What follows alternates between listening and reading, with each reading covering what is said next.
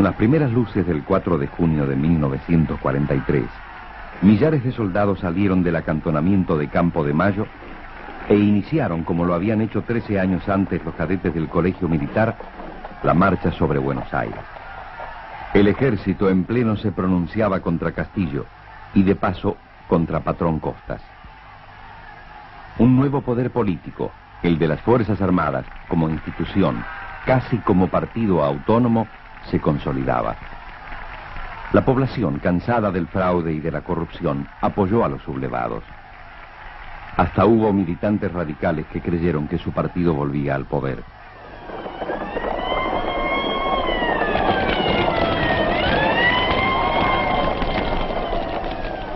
Hubo disturbios para repudiar al régimen saliente.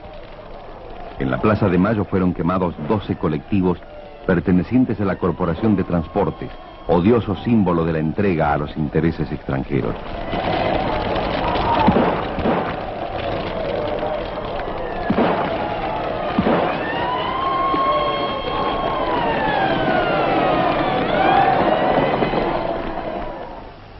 Castillo cayó sin pelear.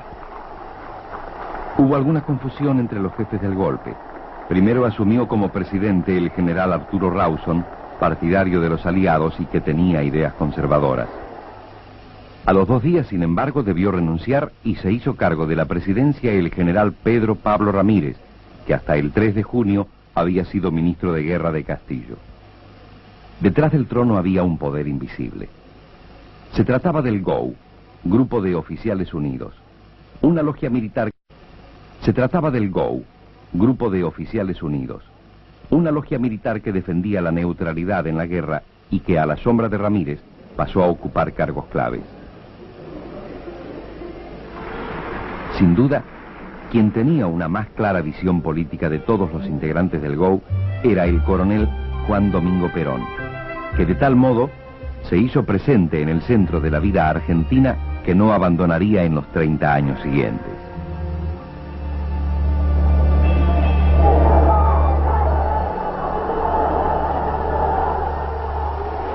Perón gradualmente ascendió en la estructura del poder.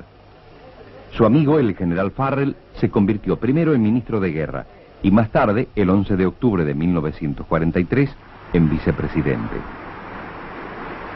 En noviembre de ese mismo año, Perón fue puesto al frente de la recién creada Secretaría de Trabajo y Previsión. El encuentro de Perón con los dirigentes sindicales y los obreros que visitaban su despacho fue uno de los episodios claves de la reciente historia argentina. Los sindicalistas se sorprendieron de tener ante sí un interlocutor atento a sus problemas que incluso los solucionaba. El 15 de enero de 1944, un terremoto destruyó la ciudad de San Juan. Pocos edificios quedaron en pie en la vieja capital cuyana. Perón dirigió la campaña de solidaridad con la población sanjuanina. Se organizaron reuniones artísticas y festivales deportivos a beneficio de los castigados por el terremoto.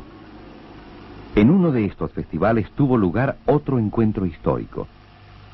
Una historia de amor adquiriría decisivo significado político. Eva Duarte había nacido en 1919 en Los Toldos, provincia de Buenos Aires. Cuando conoció a Perón, no había cumplido aún los 25 años. Ya tenía cierta fama como actriz radiofónica. La relación con Perón modificaría su vida.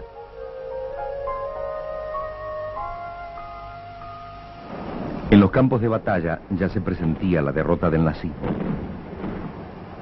Frente a la presión de los Estados Unidos, la posición neutralista de la Argentina se hizo insostenible. Sin demasiado entusiasmo, el 26 de enero de 1944, el gobierno militar rompió relaciones con los países del eje. La medida no consiguió reforzar la autoridad del presidente Ramírez, quien se debatía entre los amigos y los adversarios del cada vez más influyente Perón. Por fin, Ramírez renunció por fatiga el 9 de marzo. Y lo sucedió como presidente el general Farrell. Perón, en poco tiempo más, reuniría los cargos de vicepresidente, ministro de guerra y secretario de Trabajo y Previsión. Su poder no podía ser mayor.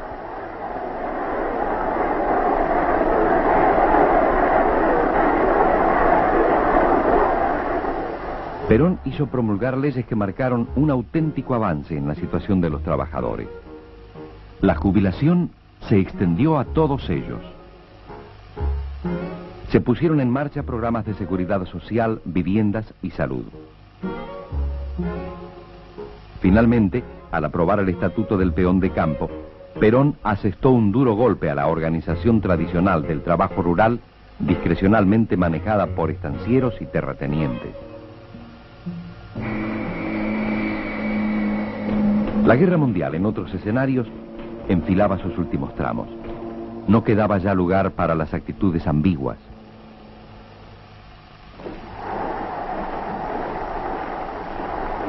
Los Estados Unidos, para reforzar su presión, llegaron a retirar su embajador de Buenos Aires. Farrell cedió.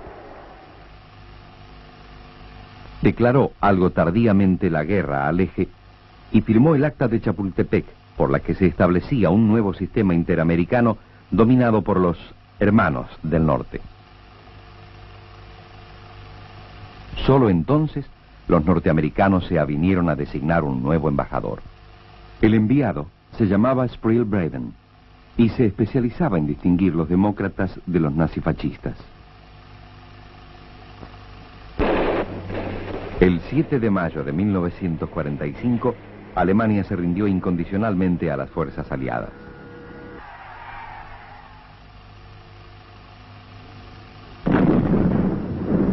En Buenos Aires hubo expresiones de alegría. Farrell consintió que los partidos políticos que habían sido disueltos volvieran a actuar. Hasta el gobierno admitió que habría elecciones. Los dirigentes partidarios acusaron a Perón de estar promoviendo desde el poder su propia candidatura.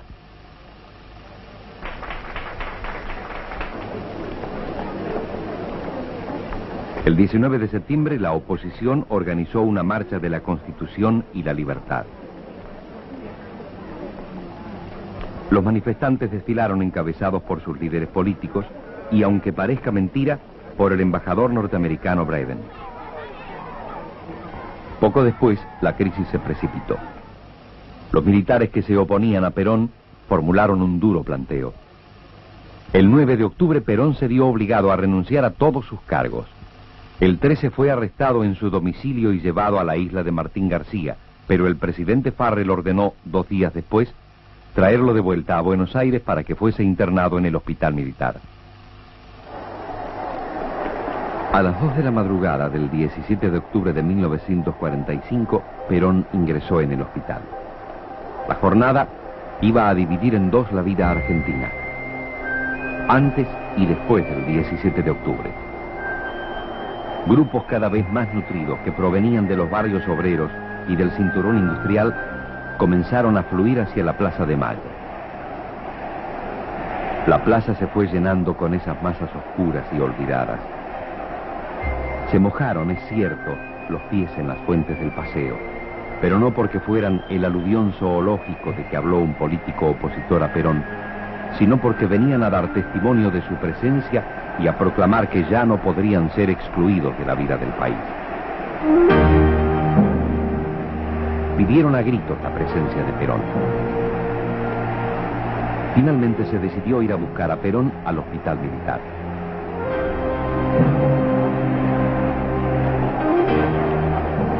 Cuando poco antes de la medianoche, Perón apareció en los balcones de la Casa Rosada y fue aclamado por la muchedumbre, sus adversarios comprendieron que habían perdido la partida. Ahora que las cartas estaban sobre la mesa, los partidos opositores decidieron organizar lo que se llamó Unión Democrática para enfrentar a Perón en los comicios. No permitamos que el pueblo argentino se envilezca tolerando en silencio una dictadura. Antes que una agitación electoral y más que un esfuerzo con mira exclusiva al proceso comicial, los socialistas actuamos en la Unión como en una histórica cruzada de la libertad y la dignidad argentinas, amenazadas por la dictadura que humilla a la patria ante propios y extraños. Se ha nazificado al país, A la fuerza material imperante debemos oponer una gran fuerza moral y política.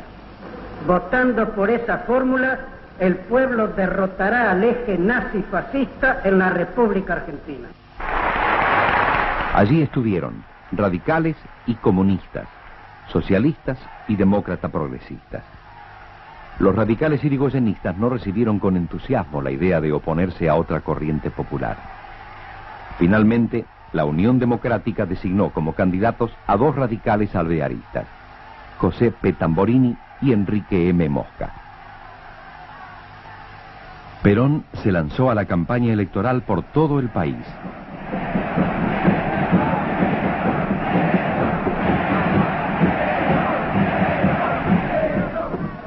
Su eslogan más eficaz fue «Braden o Perón».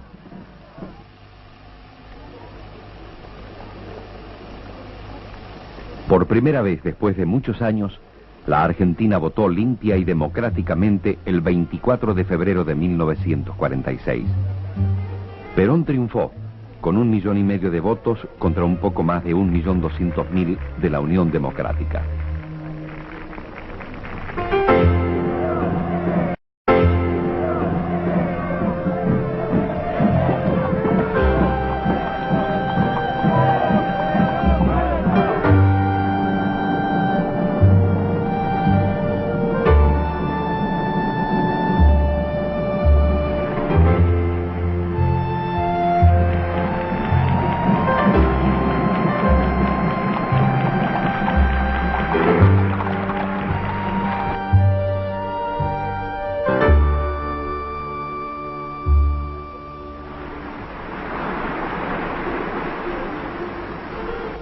La primera etapa del gobierno peronista marcó el reingreso a la escena política argentina de las masas populares, que habían hecho su primera aparición con Irigoyen. La época se caracterizó por las grandes concentraciones públicas. El 17 de octubre se convirtió en el Día de la Lealtad.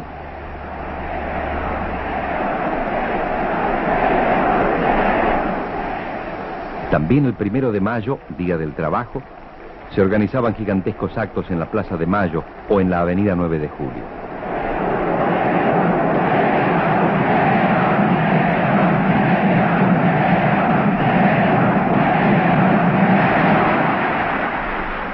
En los años iniciales de su gobierno, Perón procuró construir un nuevo régimen sobre la base de este inédito apoyo de las masas trabajadoras. La economía peronista trató de favorecer a los asalariados más humildes. Se favoreció la industrialización del país, aunque se cometió el error de dejar de lado las industrias de base. La industria liviana tuvo un gran auge y las fábricas argentinas proveyeron de heladeras y cocinas a millones de obreros y empleados.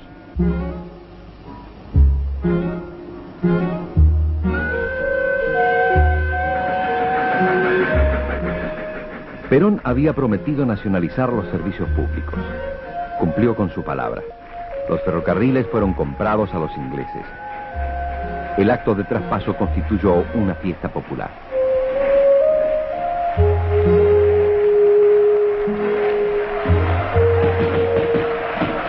El peronismo tuvo su estilo público, su tono de propaganda, sus emblemas gráficos.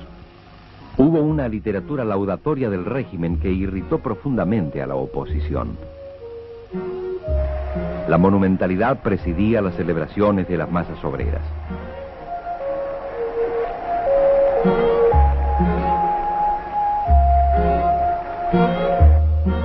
La energía opositora se canalizó sobre todo a través de los debates en el Congreso. Diputados radicales como Ricardo Balbín, Luis de Lepiane y Arturo Frondizi denunciaron lo que consideraban violaciones de la libertad individual y desvíos de Perón respecto de su propio programa. Varias veces los parlamentarios radicales fueron despojados de sus fueros y hasta debieron cumplir penas de cárcel. Al promediar su primera presidencia y por medio de elecciones, Perón convocó a una convención constituyente que tendría por finalidad dos objetivos básicos. Uno, inscribir en el texto constitucional los derechos sociales. Dos, permitir la reelección de Perón, que estaba vedada por la Constitución de 1853. Ambos objetivos fueron cumplidos. La nueva Constitución fue jurada en todo el país el 1 de mayo de 1949. En la crónica del peronismo, una figura merece por sí misma un largo capítulo. Eva Duarte. Después, Eva Perón. Evita, para las masas obreras que la amaron y que le levantaron toscos altares en sus viviendas. La Eva, para el rechazo de la clase media y de las señoras del barrio norte de Buenos Aires. Eva Perón se estrenó como primera dama en un viaje oficial a la dolorida Europa de la posguerra. En Madrid fue calurosamente recibida por el generalísimo Franco y vivada por una muchedumbre en la Plaza de Oriente.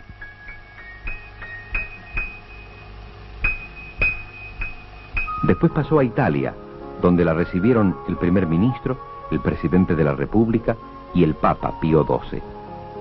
En Francia y en Suiza debió soportar algunas muestras de hostilidad. A su vuelta, fue recibida en triunfo por su esposo.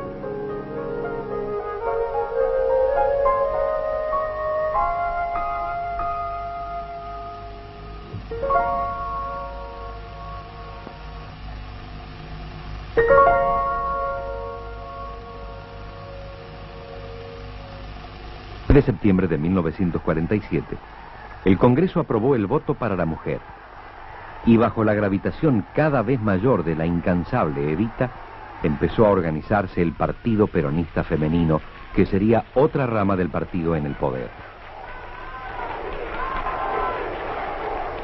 Había que ver cómo esa mujer joven y hermosa, afecta a las pieles, las joyas y los modelos de alta costura, se transformaba en la incondicional colaboradora de los humildes, ahora con su rodete y su trajecito sastre. Fue ella la que creó la Fundación Eva Perón, un organismo de dinámica presencia en el campo social. Aunque la mayoría de sus fondos provenían de descuentos compulsivos de los sueldos, lo obtenido se volcó en obras importantes. Se construyeron barrios obreros, grandes policlínicos y hospitales, y cómodas colonias de vacaciones. Se levantó la ciudad infantil para niños necesitados. La Fundación inauguró también hogares de tránsito para mujeres con problemas sociales, además de jardines de infantes y hogares escuelas.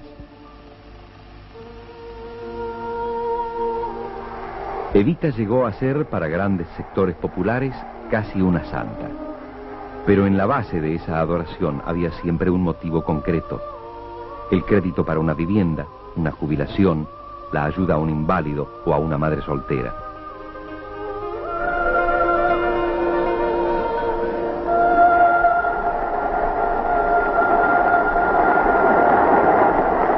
El 22 de agosto de 1951, la Confederación General del Trabajo organizó en la avenida 9 de Julio el llamado Cabildo Abierto del Justicialismo, otro nombre que se daba al peronismo, para pedir a Perón y a Evita que integraran la fórmula del partido.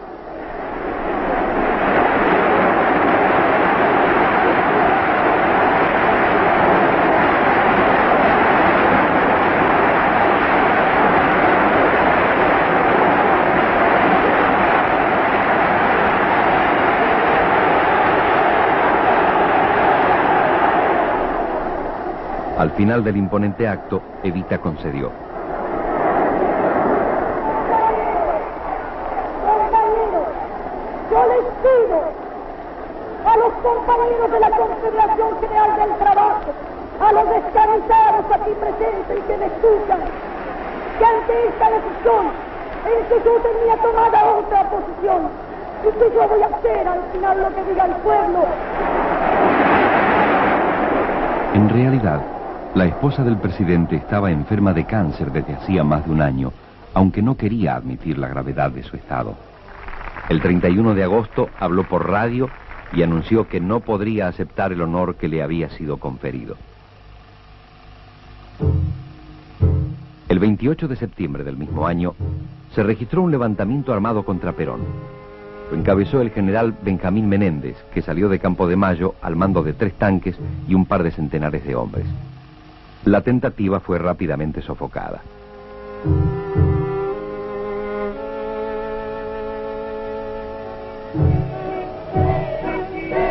La fiesta del 17 de octubre siguiente se llevó a cabo en honor de Evita. Ya no se mencionaba su candidatura.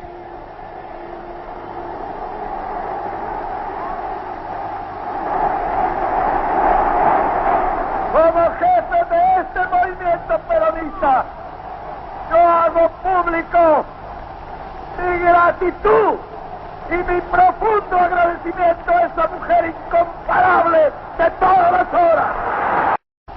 Mi gratitud y mi profundo agradecimiento a esa mujer incomparable de todas las horas. Yo no quise ni quiero nada para mí. Mi gloria es y será siempre el escudo de Perón y la bandera de mi pueblo. Y aunque dije en el camino girones de mi vida, yo sé que ustedes recogerán mi nombre y nos llevarán como bandera a la victoria.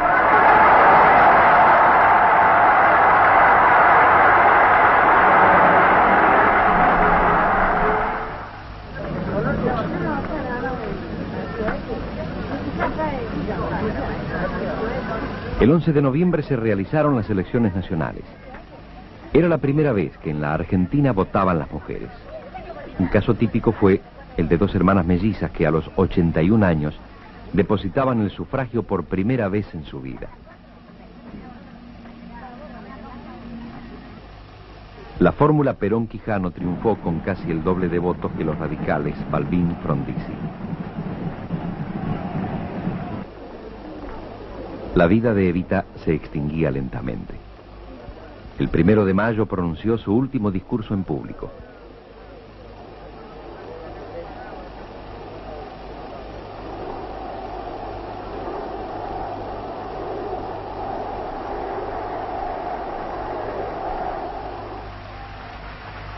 El 4 de junio todavía alcanzó a acompañar a Perón mientras asumía su segunda presidencia y hasta se mantuvo parada en el auto que lo llevaba a la Casa de Gobierno.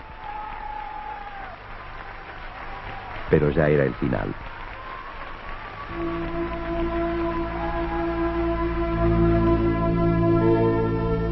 El 26 de julio de 1952, por la noche, la cadena nacional de radiodifusión anunció que a las 20:25 de ese día, la señora Eva Perón, jefa espiritual de la nación, había entrado en la inmortalidad. Había muerto Eva Perón. Evita. La Eva. Solo tenía 33 años.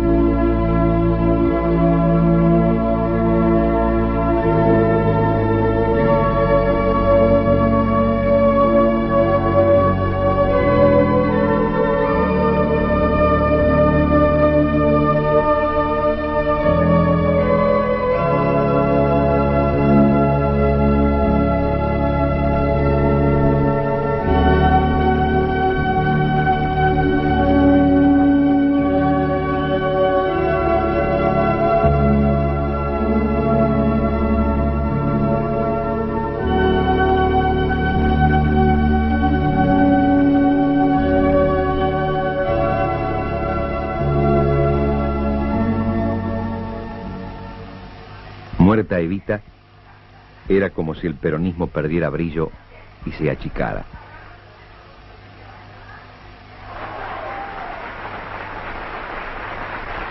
En realidad, había otros factores de decadencia.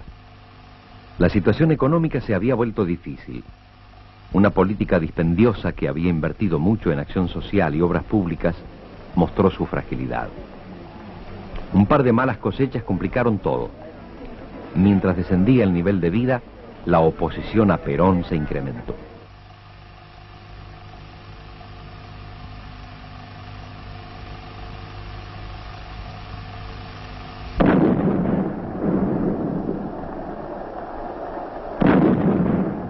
Mientras Perón hablaba en la Plaza de Mayo el 15 de abril de 1953, estallaron 2 bombas que causaron 6 muertos y muchos heridos en la multitud.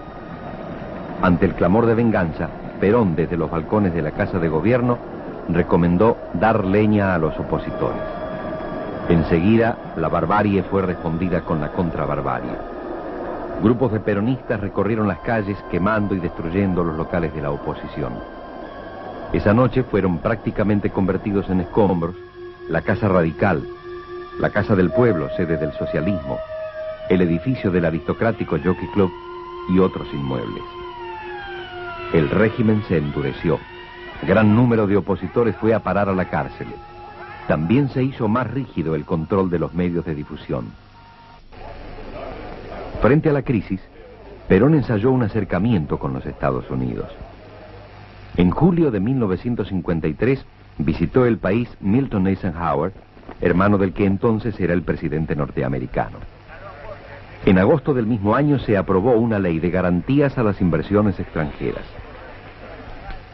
Después, Perón firmaría un muy discutido contrato de explotación petrolera con la compañía norteamericana California. La Unión Cívica Radical era la principal fuerza opositora. Desde el Congreso atacó la aproximación a los Estados Unidos, criticó los recortes a las libertades individuales y fustigó lo que consideraba el excesivo poder personal de Perón. Imprevistamente, en noviembre de 1954, se abrió un nuevo frente de conflicto. Perón criticó severamente la acción de algunos sacerdotes y de miembros de la Acción Católica, a los que acusó de conspirar contra su gobierno. El peronismo empezó a distanciarse de la Iglesia Católica, que había sido uno de sus principales sostenedores. En los primeros meses de 1955 la oposición fermentó. El 11 de junio, día de Corpus Christi, una gran multitud desfiló hacia la Catedral de Buenos Aires en desafío al gobierno. Era el primer acto masivo de oposición a Perón. 4 días después, era el primer acto masivo de oposición a Perón.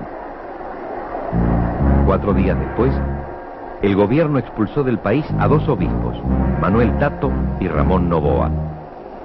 Se acercaba un enfrentamiento mucho más cruel.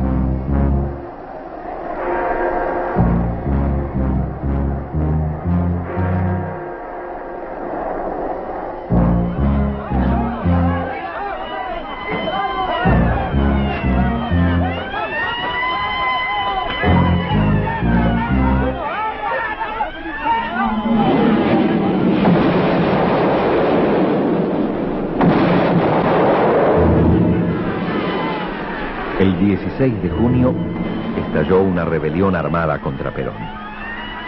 Las unidades del ejército comprometidas no llegaron a moverse. El foco principal de la sublevación fue entonces la Marina de Guerra. Aviones navales, buscando matar a Perón, bombardearon la Casa de Gobierno y la Plaza de Mayo. Muchos peronistas que acudieron a la plaza fueron alcanzados por la metralla. Hubo más de 200 muertos y gran cantidad de heridos.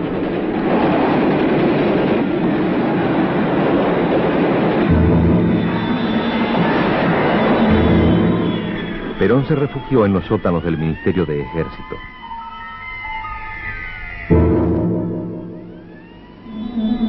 Finalmente los aviones huyeron rumbo a Montevideo y los otros rebeldes que estaban atrincherados en el Ministerio de Marina se rindieron.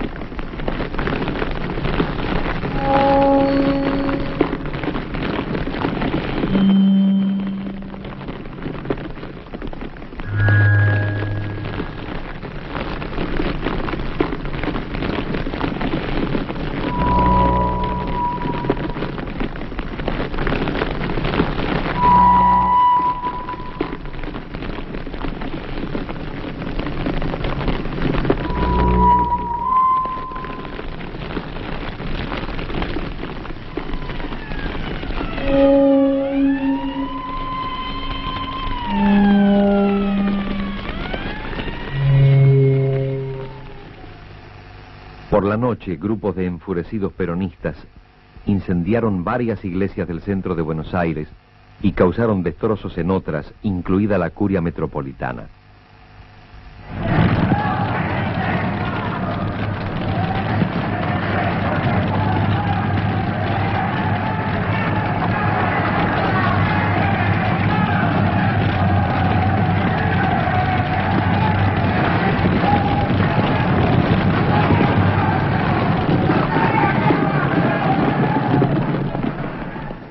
Perón, que comprendió los riesgos que corría, reorganizó su gabinete e hizo un llamado a la pacificación nacional. Incluso permitió que los políticos opositores usaran las radios oficiales, algo que había estado prohibido en los últimos años. El discurso que más impresionó fue el del doctor Arturo Frondizi, presidente del Comité Nacional de la Unión Cívica Radical. La tensión se agravaba. Perón ofreció a sus partidarios presentar la renuncia. El 31 de agosto, la CGT y el Partido Peronista concentraron en la Plaza de Mayo a una muchedumbre que rechazó esa dimisión y ratificó la confianza en su jefe. Perón, sintiéndose fuerte otra vez, se dirigió en términos muy duros a la multitud. Y cuando uno de los nuestros caiga, caerán 5 de los ellos. Ya no quedaba lugar para la paz. El ciclo del eterno retorno en la historia argentina se reiteraba. En el horizonte estaban las sombras de 1930, de 1943. El 16 de septiembre de 1955 se escuchó otra vez el fragor de las armas. Se había producido un nuevo alzamiento militar contra Perón. Su foco principal estaba en la Escuela de Infantería de Córdoba y su jefe era el general Eduardo Lonardi. En Córdoba tuvieron lugar precisamente los primeros combates. Grupos civiles colaboraron con los revolucionarios. El 19 de septiembre, Perón presentó su renuncia, que al día siguiente fue aceptada por una junta de generales que se había hecho cargo del poder en Buenos Aires. Inmediatamente el ya expresidente se refugió en una cañonera paraguaya que se hallaba en el puerto.